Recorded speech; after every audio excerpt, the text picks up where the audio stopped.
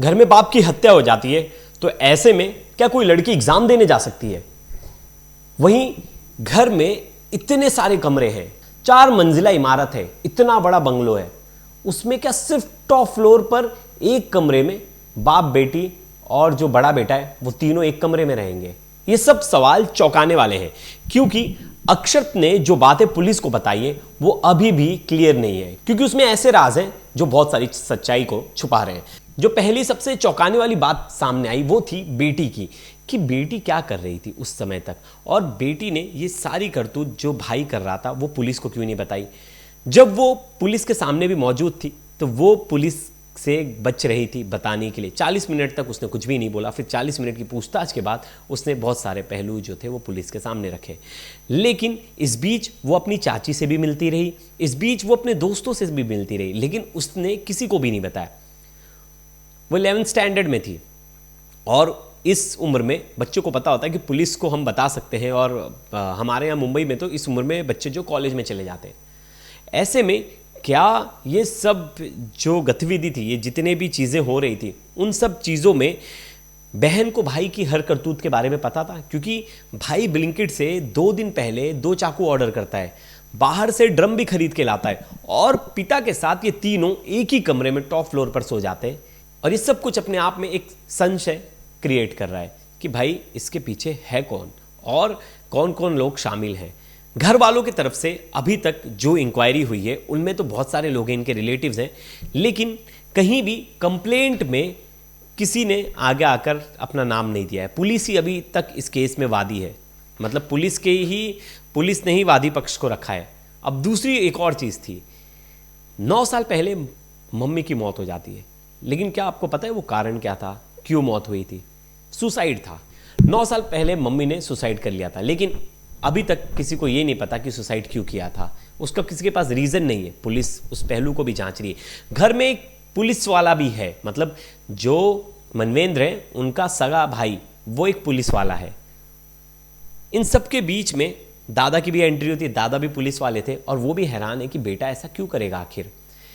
कुछ महीने पहले इन्होंने अपने दोनों बेटों के और अपनी बेटी के अकाउंट में 5-5 लाख रुपए डाले थे, लेकिन बताया जाता है कि एक पिज्जा खाने तक के लिए पापा की परमिशन लगती थी कि मैं उस अकाउंट में से पैसे यूज कर रहा हूं।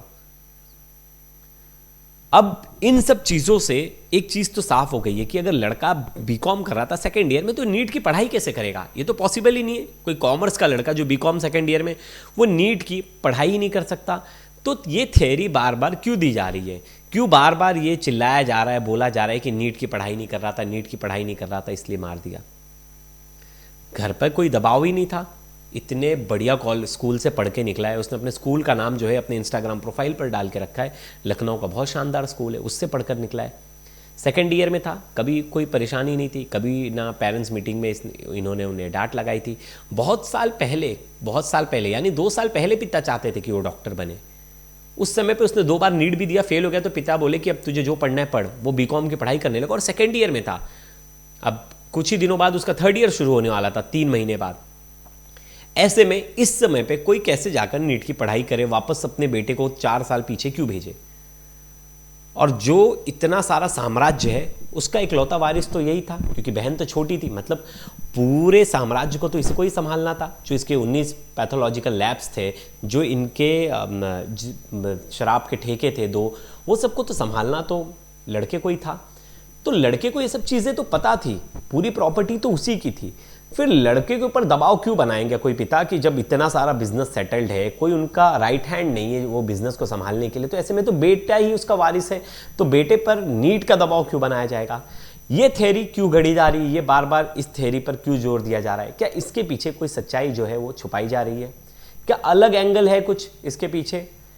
अभी तक बहुत सारे सवाल हैं जिनके जवाब पुलिस नहीं दे पाई, और इस खबर में हम उन सब चीज़ों पर चर्चा करेंगे कि क्या क्या ऐसे पॉइंट्स हैं जो संशय पैदा कर रहे हैं, क्या ऐसे पहलू हैं इस केस में जिससे लग रहा है कि बहुत कुछ गड़बड़ है। और ये जो सब चीज़ चल रही है वो दृश्यम मूवी की तरह चल रही है कि इसमें हर कोई एक ही चीज़, रटी रटाई चीज़ ऐसा बता रहा है, हर कोई यही बोल रहा है नीट की पढ़ाई, हर दूसरा आदमी यही चीज़ बोल रहा है, लेकिन वो स्टोरी कहीं ना कहीं अगर एक ही चीज़ में आपको 10 बार बोल दूँ तो वो आपके दिमाग में बैठ जाएगी। लेकिन कोई लड़का नीट की पढ़ाई कैसे करे? अगर वो खुद बीकॉम कर रहा है सेकेंड ईयर में, अगले साल तो उसका 3rd ईयर होने वाला है, अगले साल क्या मतलब 2 महीने बाद, तो नीट की पढ़ाई क्यों करने के लिए कोई पेरेंट्स बोलेगा? तो ये सब चीज़ अपने आप में चौंकाने वाली है और इसी पर हम चर्चा करेंगे इस वीडियो में। लास्ट तक इस वीडियो में बने रहिएगा। नमस्कार, मेरा नाम है प्रेश पांडे और आप देख रहे हो क्राइम तक। ये अक्षत का हाव भाव देखिए। जब पुलिस उसे टॉप फ्लोर पर लेके जाती है, जिस कमरे में वो तीनों लोग सोए होते हैं, मतलब अक्षत, अक्षत के पिता और अक्षत की बहन, ये तीनों लोग एक कमरे में सोए थे। और देखिए घर कितना बड़ा है, ये 4 मंजिला इमारत है। मतलब इतना बड़ा बंगलो इस एरिया में है नहीं, मतलब काफ़ी बड़े बंगलों में काउंट किया जाता है उस एरिया में। और आपको पता होगा वो एरिया भी बहुत महंगा है। 25 करोड़ की ये कोठी है।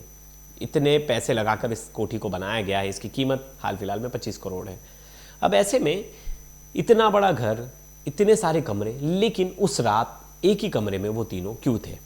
ऐसे में दोनों की उम्र ज़्यादा थी। अक्सर जब बड़ा परिवार होता है और पैसे वाले परिवार होते हैं तो सबके अलग अलग बेडरूम्स होते हैं, सब उसमें सोते हैं। अब इतने बड़े घर में किसी को रेंट पे भी नहीं दिया था कमरे, तो सब तीनों लोग उस कमरे में क्यों थे? सबसे पहला सवाल। दूसरा अहम सवाल था, अक्षत ने अपने पिता को गोली मारी और पहले बताया गया कि ये हीट ऑफ द मोमेंट था, मतलब दोनों के बीच में लड़ाई हुई।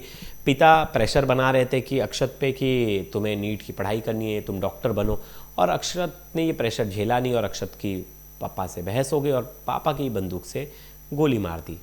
लेकिन अक्षत ने ब्लिंकिट से 2 दिन पहले 2 चाकू क्यों ऑर्डर किया था? ड्रम क्यों ऑर्डर किया था?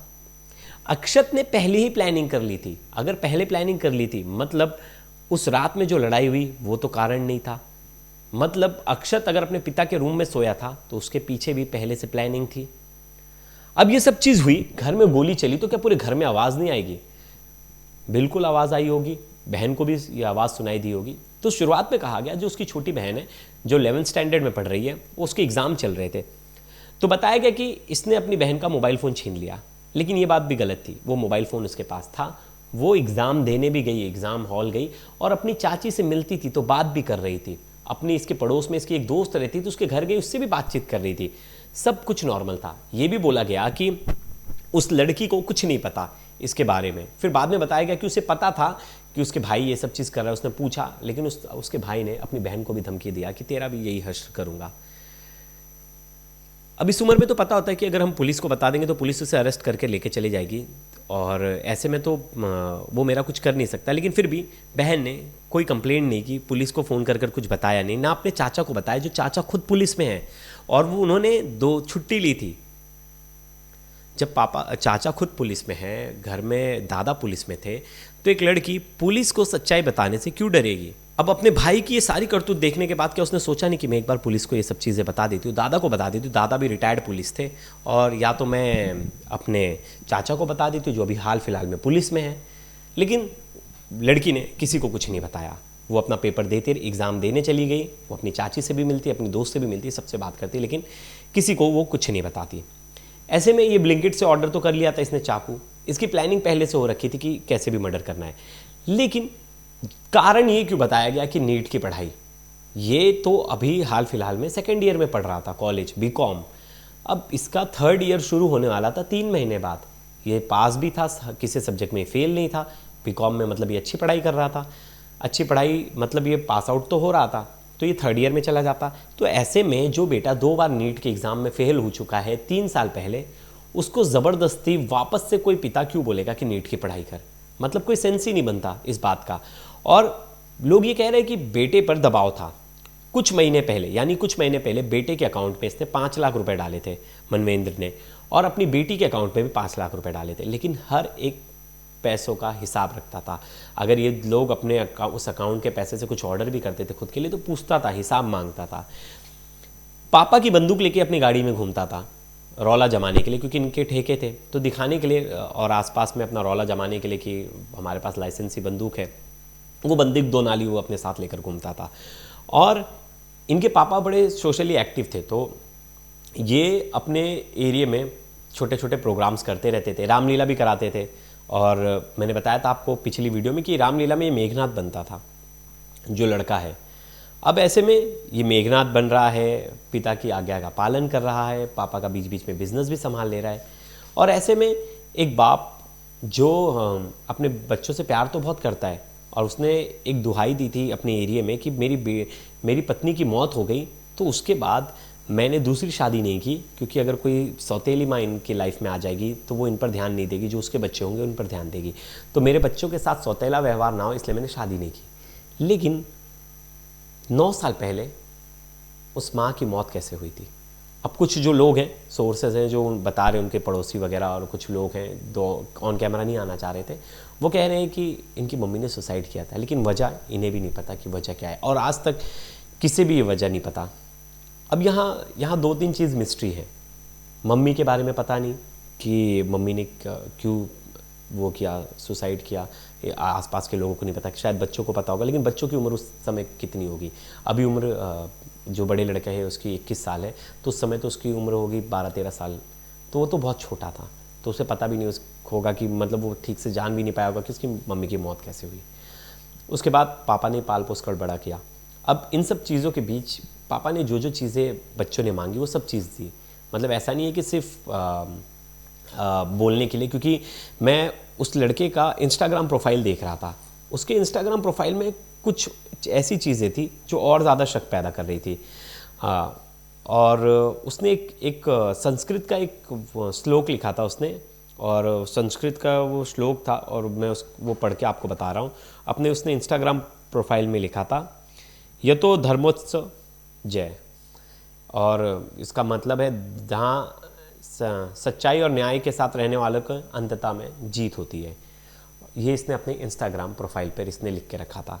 कौन सी सच्चाई और किसकी जीत होगी ये वही बता सकता था, क्योंकि ये किस सच्चाई के लिए लड़ रहा था और ये क्या न्याय की बात कर रहा था। ये अपने उस इंस्टाग्राम प्रोफाइल में न्याय की बात कर रहा है। सच्चाई और न्याय के साथ रहने वालों का अंततः में जीत होती है। जो लड़का अपने प्रोफाइल में ये लिख रहा है कि सच्चाई से और न्याय से चलने वालों की जीत होती है, वो ऐसा कृत्य क्यों करेगा? क्या वो अपने पापा के मर्डर को न्याय मान रहा था?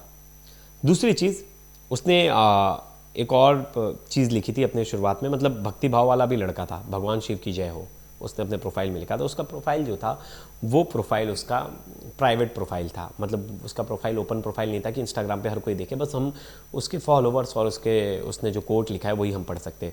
उसने अपने स्कूल और कॉलेज का भी नाम लिखा था, ला मार्टेनियन कॉलेज। मतलब आप समझ लीजिए लखनऊ का ये सबसे महंगा स्कूल है और सबसे रईस स्कूल है। यहाँ अच्छे बच्चे पढ़ने जाते हैं जिनके फैमिली वेल सेटल, पैसा ठीक ठाक है, फीस भी ज़्यादा है। और इसने लिखा है 2010 से मैंने यहीं पढ़ाई की है, मतलब 2010 से 2024 तक यहीं पढ़ाई की है। तो पिता ने इतने अच्छे स्कूल में डाला, फिर इसके बाद भी अच्छा। अब क्या हुआ, इसने मर्डर तो कर दिया, और मर्डर के बाद पता चला कि इन लोगों ने जो लड़की है और उनकी लड़की और इस बेटे ने नॉनवेज ऑर्डर किया और घर में बैठ के नॉनवेज खाए।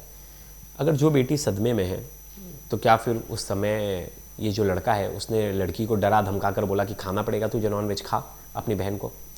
और उसके बाद ये बताया जा रहा है कि इसने रूम फ्रेशनर मारा, लेकिन घर में अभी तक कोई रूम फ्रेशनर्स की बॉटल्स नहीं मिली। कितना, कम से कम 2-4 रूम फ्रेशनर मारा होगा, बदबू बहुत आ रही होगी, क्योंकि बॉडी को इसने कई हिस्सों में कट कर दिया था, दोनों हाथ काट दिया था, गर्दन काट दी थी, लेकिन अभी तक वो एयर फ्रेशनर के बॉटल्स नहीं मिले। क्या इसने कचरे में फेंक दिया?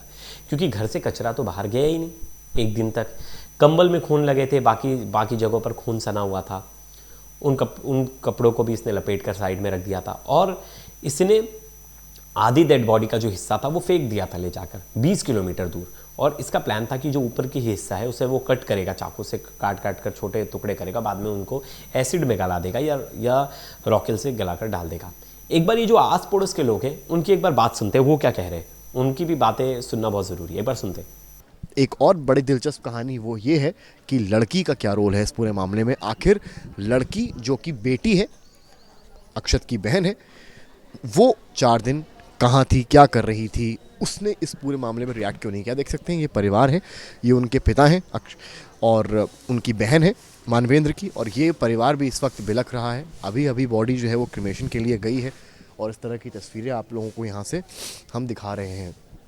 जो मानवेंद्र की बहन है वो भी सकते में है, सोच रही हैं ऐसा क्यों हुआ कि भाई जो अच्छी खासी हालत में था वो एकदम से अब यहाँ से जा चुका है। बहन जी, आप लोगों के लिए बहुत ही ऐसा क्षण है, मैं समझ सकता हूँ, बहुत इमोशनल मोमेंट है, बॉडी अभी भी क्रिमेशन के लिए गई है। आप क्या समझ पा रही हैं जो बातें चल रही हैं नीट या इस तरह की? नीट का कोई प्रेशर नहीं था। नीट के लड़के ने एक बार मना कर दिया, मना कर दिया था तो उन्होंने मतलब ज़्यादा जोर नहीं दिया। सभी लोगों ने फैमिली में मम्मी ने, मैंने, पापा ने, सब लोगों ने ये बोला कि अगर उसका मन नहीं है पढ़ने का तो आप मत जोर दीजिए। जो उसका मतलब नई खून है, नई जनरेशन है, जो उसका मन है करने का वो करने दीजिए। तो उन्होंने ये बोला था भाई ने कि चलो ठीक है, अब उनको जो करना तो करें, अब हमें कोई मतलब नहीं जिस लाइन में उन्हें जाना। तो उसने कहा मुझे कॉलेज में एडमिशन कराना, मुझे BBA करना, जो भी करना, तो बिजनेस करना चाहता हूँ। दोनों बच्चे तो अच्छे कॉलेजेस में पढ़ ही रहे थे, लड़की भी अच्छी स्कूल में। लामार्टियन कॉलेज में उसका एडमिशन कराया, इसीलिए कराया था कि लड़का कुछ मतलब अच्छा, वहाँ कहते ना, उनका कहने का मतलब भाई का था कि लड़का कुछ बन के निकलता है वहाँ से।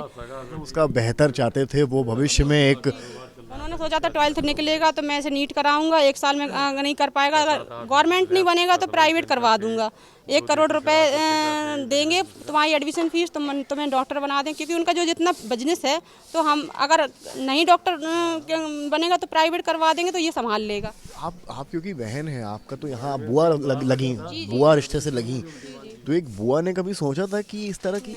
बिल्कुल नहीं सोचा था। हमारा मतलब जो भतीजा है इतना संस्कारी था कि मतलब अगर 4 लोगों के 10 लोगों के बीच में बैठता तो सब लोग कहते थे कि मतलब मानवेंद्र के बच्चे कितने अच्छे हैं।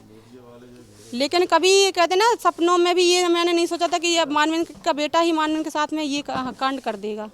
अब उसके दिमाग में इतनी नफरत पड़ रही थी, मैंने बाई फेस नफरत की बात कर रहा हूँ मैं, नीट वजह नहीं है। आप लोग कल से परसों से यहाँ पर हैं, क्या वजह आपको लग रही है? मैं कल दोपहर में 12 बजे के क्या वजह लग रही है? मेरे सामने तो वो पुलिस कस्टडी में जा चुका, पुलिस कस्टडी में जा चुका था, पुलिस से पूछिए जो कहा भाई पुलिस कस्टडी में जा चुका था। मैं बहन से ही पूछ रही हूँ तो बहन कह रही थी मुझे कुछ नहीं पता, मेरे सामने गोली चली तो मेरे कान सुन्न हो गए, तो मैं डर गई, मैं चाची के पास आके नीचे आ गई, फिर मैं ऊपर गई नहीं। मतलब बहन जो थी 4 दिन नीचे ही रही, मतलब भाई के घर पे? हाँ, वो कह रही मुझे ऊपर जाने का मन नहीं कर रहा, मैं डर गई थी। तो मैंने कहा तुझे पता था पापा ने के भाई ने गोली मारी? तो कह रही थी हाँ, जब मैं सो रही थी और मैं पापा के हाथ पे सो रही थी और जैसे इसने गोली मारी है तो मेरी आँख खुल गई, तो मैं डर गई। मैंने कहा भैया तुमने ये क्या किया?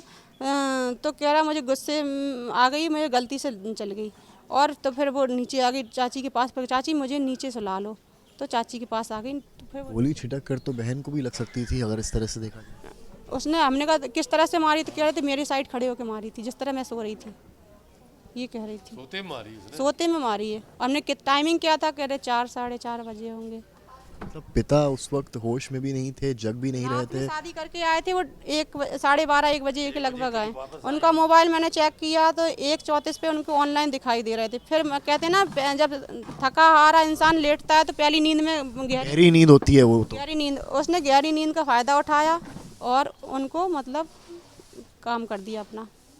उसकी माइंड में चल रही थी ये प्लानिंग, कब से चल रही थी ये वो खुद ही बताएगा, पुलिस जब पूछेगी तो खुद ही बताएगा। आपकी आंखों में आंसू भी देख रहा हूँ, आप बहन हैं, आप साथ में मानवेंद्र के खेली हैं, आपने साथ में पढ़ाई की। वो भाई थोड़ी ना था, हमारा बाप था।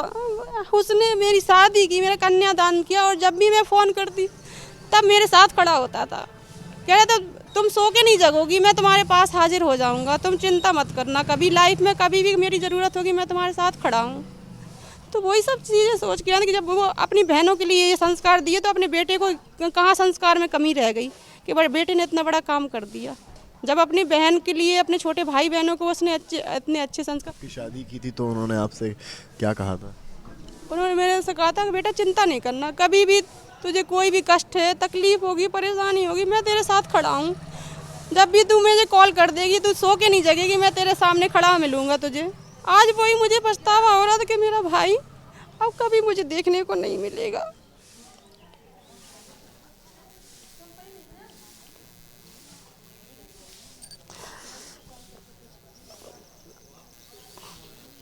आखिरी बार मौत से पहले आपकी अपने भाई से क्या बात हुई थी? आखिरी बार बात क्या हुई थी? आखिरी बार वर्धमान पैथोलॉजी में थे, मैंने कॉल लगाया। मैं उनको जब भी कॉल लगाती थी, जैसे व्हाट्सअप ऑन किया और व्हाट्सअप पे मुझे ऑनलाइन दिख जाते थे तो मैं कॉल लगा लेती थी उनको। तो मैंने उनको फ़ोन लगाया, तो फ़ोन लगा के मैंने मुझे उनका चेहरा देख के ही बात करती थी। मैंने कहा जब ऑनलाइन है तो सीधे डायरेक्ट वीडियो कॉल करती थी, बहन भाई को देखना चाहती थी कुल मिलाकर। वीडियो ही पे बात कर लूँ, वीडियो ही कॉल करती थी मैं। तो मैंने उन्हें बात करते करते फिर उन्होंने फ़ोन काटा नहीं। मुझे लग रहा था कि वो मुझसे मतलब लॉन्ग टाइम बात करना चाह रहे हैं। तो वैसे वो कहते थे मैं बिजी हूँ, बाद में बात करूँगा बेटा। क्या बात करना चाह रहे थे वो आपसे? तो कुछ नहीं बात करना चाह रहे थे। फिर वो कहते हैं कि मैं क्या बात है बेटा। हमने कहा आप कैसे हो? बोली मैं ठीक हूँ, तुम बताओ कैसी हो? मैंने कहा मैं ठीक हूँ। फिर वो फ़ोन वीडियो ऑन करके ही बाहर आए, बाइक पे बैठे उन्होंने, मतलब आगे बाइक की जो कैप होती है उस वहाँ पे उन्होंने फ़ोन सेट कर लिया, बाइक चलाते जा रहे हैं और वीडियो मुझे देखते जा रहे हैं। मैंने कहा कुछ बोलो। बोले बाइक चला रहा हूँ, हमने ट्रैफिक बहुत है। तो बोले आवाज़ मेरी बस मतलब वो इतना इमोशनली आपसे कनेक्ट थे कि मतलब दिनचर्या भी आपसे शेयर करते थे। हाँ। तो मैंने कहा क्या दिनचर्या नहीं शेयर हो रही? मैंने कहा आप बोलो। बोले क्या बोले? तुम बताओ क्या कैसी हो, क्या हालचाल? मैंने कहा ठीक है। मैंने कहा आप बाइक चला रहे, घर पहुँच के मुझे वीडियो कॉलिंग फिर करना। दोबारा कॉल आई? हाँ नहीं, दोबारा कॉल नहीं है। बोले मैं हमने कहाँ जा रहे हैं? बोले घर जा रहा हूँ को खाना। पता था कि ये आपके और आपके भाई के बीच की आखिरी कॉल होगी और उसके बाद कभी आप दोबारा वीडियो कॉल पर उनका चेहरा? ये पता नहीं था कि मैं उस टाइम उनका लास्ट चेहरा देख पा रही हूँ। मुझे ये कैसे? वो अपने पीजीआई में खत्म हुई थी, मैं भर्ती था। उनके माइंड का ऑपरेशन हुआ था। माइंड का ऑपरेशन हुआ था।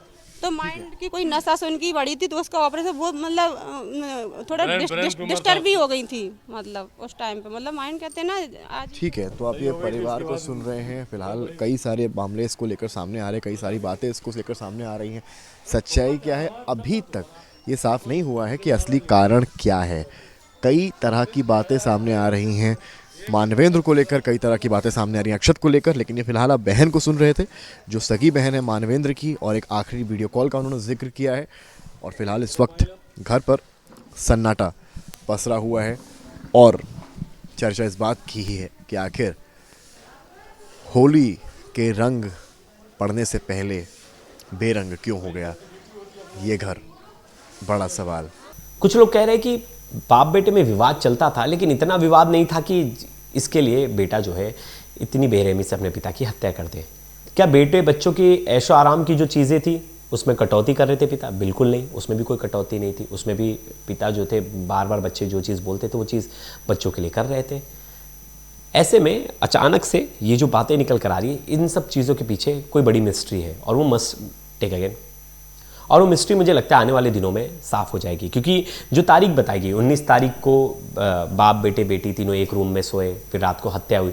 सुबह ये इसने डेड बॉडी को काट के अलग किया। फिर एक दिन बाद 2 दिन बाद जाकर पुलिस स्टेशन में कंप्लेंट दर्ज कराई गुमशुदगी की, और गुमशुदगी की जो रिपोर्ट थी उसके लिए व्हाट्सएप ग्रुप में अपडेट डाल रहा था, जो फैमिली ग्रुप था उन सब में अपडेट डाल रहा था। ये बता रहा था एक झूठी कहानी कि पापा दिल्ली गए और दिल्ली अपने तीनों फ़ोन लेके गए साथ में, और वो जब दिल्ली गए दिल्ली की बात बोल कर गए और वो बोले थे कि मैं अगले दिन 21 तारीख को मैं वापस आ जाऊंगा दोपहर तक, लेकिन वो वापस नहीं आए।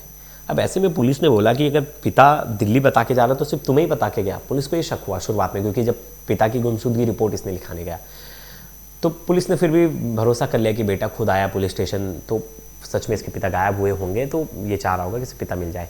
लेकिन अक्सर ऐसा होता है कि अगर आपके कोई घर वाले, एक बेसिक है, मतलब एक बहुत बेसिक है, हम पुलिस स्टेशन जाते देखते, अगर आपके घर वाले गायब हुए हैं या वो मिल नहीं रहे तो आपके चेहरे पे वो चिंता वैसी दिखाई देगी। आप हमेशा एक्टिव होगे, पूछते रहोगे सर कुछ पता चला क्या सर, और आप भी खुद ढूंढते रहोगे, ना कि आप एक जगह बैठ जाओगे। आप लोगों को फ़ोन करते होगे, पापा कुछ पता चला, मेरे पापा आपको पता चला, लेकिन वो आराम से बैठा था, मोबाइल फ़ोन्स को यूज़ कर रहा था, स्क्रॉल कर रहा था। पुलिस को यहाँ से संदेह हुआ। पुलिस ने बोला जब तक CDR नहीं निकाल सकते तब तक हमें पता नहीं चलेगा लड़के की कोई भूमिका है या नहीं इसमें। फिर पुलिस ने CDR निकाला और पुलिस ने लोकेशन निकाली तो पता चला कि लखनऊ ही थी लोकेशन। कभी जो मनवेंद्र है उनकी लोकेशन कभी लखनऊ के बाहर गई नहीं। अब लोकेशन मैच करने लगी तो देखा कि इनकी मनवेंद्र की जो आखिरी लोकेशन थी वो 20 किलोमीटर पास, 20 किलोमीटर दूर थी मोबाइल नेटवर्क, और जब बेटे की लोकेशन निकाली गई तो बेटे की लोकेशन भी वहीं थी। यहाँ से फिर पुलिस ने उसे गाड़ी में बिठाया और उस जगह लेकर गए। बोले ये जगह तुम्हें पता है ये क्या है? तो उसने पुलिस वालों से पहला झूठ बोला, नहीं मुझे नहीं पता। पुलिस ने फिर उसको अच्छे से गाड़ी में ट्रीटमेंट दिया। फिर बोला तेरा मोबाइल नेटवर्क यहाँ कैसे दिख रहा था? फिर वो पहेलियाँ बुझाने लगा, लेकिन पुलिस उसको अच्छे से समझाई तो उसने फिर सब सच उगल दिया। फिर उसने बोला चलो घर पे कुछ दिखाता हूँ। फिर उसने अपने पुलिस को अपने घर लेके आया और वो डेड बॉडी दिखाई। पुलिस भी हैरान हो गई कि जिस पिता ने इतना कुछ किया, इतनी बड़ी प्रॉपर्टी बनाई, इतना रईस ज़्यादा बेटा, उसको गाड़ी दी, सब कुछ दी, वो अपने पिता का इस तरह से बेरहमी से कत्ल क्यों कर देगा। अब पुलिस ये भी जांची कि पिता का कहीं कोई अफेयर तो नहीं था, इस एंगल पर भी जांच हो रही कि अब पिता का कोई अफेयर तो नहीं था जिस वजह से जो बेटा है वो पिता से नफरत करने लगा था।